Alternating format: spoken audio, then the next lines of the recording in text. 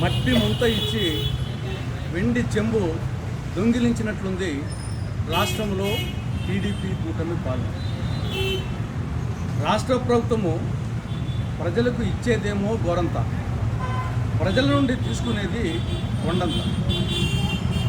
ఉచిత గ్యాస్ సిలిండర్ల పేరుతో ప్రభుత్వం ప్రజలకు ఏడాదికి ఇస్తూ ఉండేది 2,684 కోట్ల రూపాయలు. అది కూడా 3 సిలిండర్లు ఇస్తేనే. కానీ ఈ సంవత్సరం 1 సిలిండర్ ఇస్తున్నారు. 3 సిలిండర్లు ఇచ్చినా కానీ ఏడాదికి అయ్యేది 2,624 కోట్ల రూపాయలు.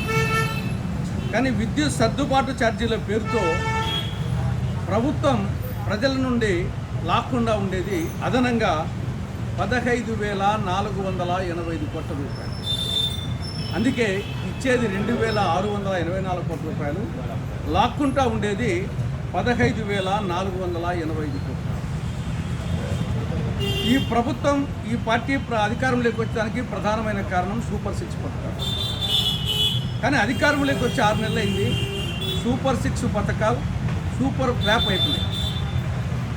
ఇందులో నిరుద్యోగ వృత్తి, యువతకు సంబంధించి నిరుద్యోగ వృత్తి కింద ఇంతవరకు పైసా ఇవ్వలేదు. మొన్న బడ్జెట్లో కూడా దాని ప్రస్తావనే లేదు. ఇక తల్లికి వందనం పథకం కింద ఇంతవరకు ఒక్క విద్యార్థికి ఒక్క పైసా ఇచ్చిన పాపన పోలేదు.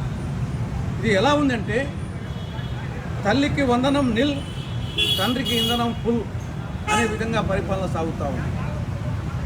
ఇక రైతులకు సంబంధించి అన్నదాత సుఖీభవ పథకం అన్నదాత దుఃఖీభవ పథకంగా తయారైంది. మద్యం పాలసీ ఎలా అయిందంటే మండలానికి 4 మద్యం షాపులు, 40 బెల్ట్ షాపుల విధంగా తయారైంది. ఉచిత ఇసుక విధానం ఉత్తుత్తి ఇసుక విధానంగా తయారైంది. రాష్ట్రంలో శాంతి భద్రతలు ఘోరంగా క్షీణించాయి. ఆడవాళ్లకు రక్షణ లేదు, మొగోళ్లకు రక్షణ లేదు, ఆఖరికి హిజ్రాలకు రక్షణ లేదు. ఇది ఓవరాల్గా గత 6 నెలలుగా టీడీపీ కూటమి పాలన.